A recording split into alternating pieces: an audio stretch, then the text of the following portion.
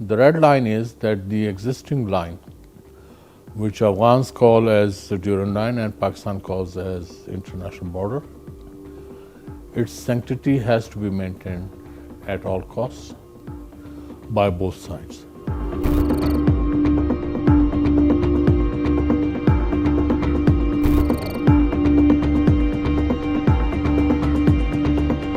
The Durand Line was established under an agreement reached between King Amir Abdurrahman, and from the British side it was Sir Mortimer Durand who negotiated various salients of this line which would separate, in fact formally make a line between Afghanistan and British India. Now when you say British India, it means that that included former federally administered tribal areas or FATAs and also parts of Balochistan, the rather full length of Balochistan up till the Iranian borders. So it happened as the agreement itself says in 1893, and it has been in vogue since then. Under the Durand Agreement, areas were demarcated. Their salients, in fact, the whole agreement, both in words as well as in its annexes, those annexes are maps. They have defined the salients even inch by inch or by degrees from where this line will cross, whether it is mountain, whether it is plains, whether those are ravines. So those are clearly defined. So therefore, once this was signed, and under Article 7 of the agreement, the British Empire increased the scholarship, I should not say scholarship, rather a privy purse for Amir Abdurrahman from 7 lakh rupees per annum to 12 lakh rupees. And that amount continued till Ghazi Amanullah's time in 1921. After Pakistan got independence in 1947, the then Afghan ruler, former King Zahir Shah, his government raised the objection that they do not accept this map, or they would not accept the Durand Line agreement. And the successive Afghan government have also adhered to this line of thinking. However, being a successor state, Pakistan had all the rights and has all the rights to be a lawful possessor of the territories which are defined within the so-called Durand Line.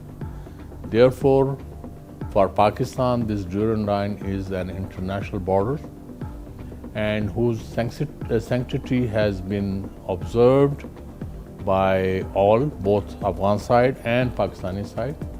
It had never been violated in a sense that the forces did not violate the way we do read in the newspapers or in print and electronic media.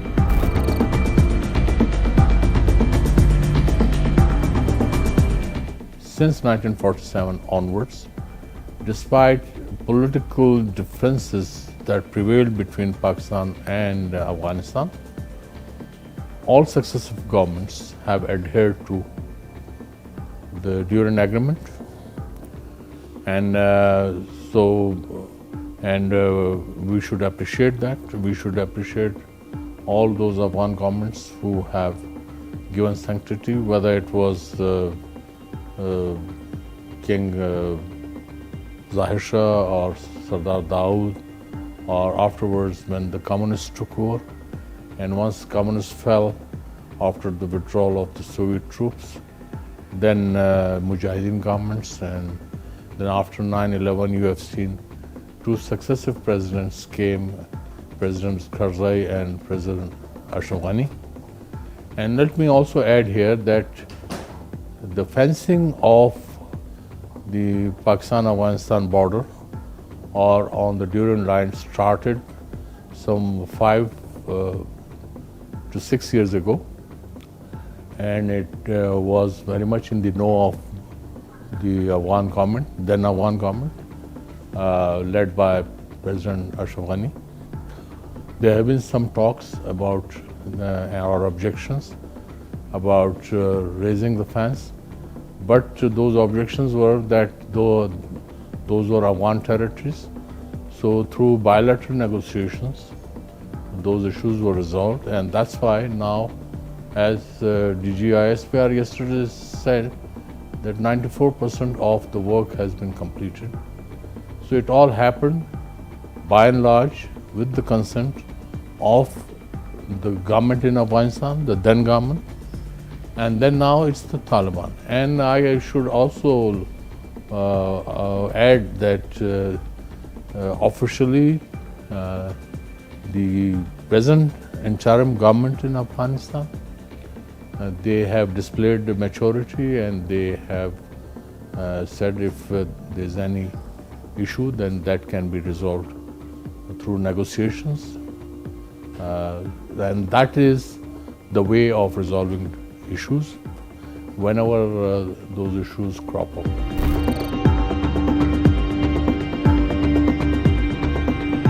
I think this fencing started with the aim of discouraging terrorists as well as narco trade, narco smuggling. That was the primary aim.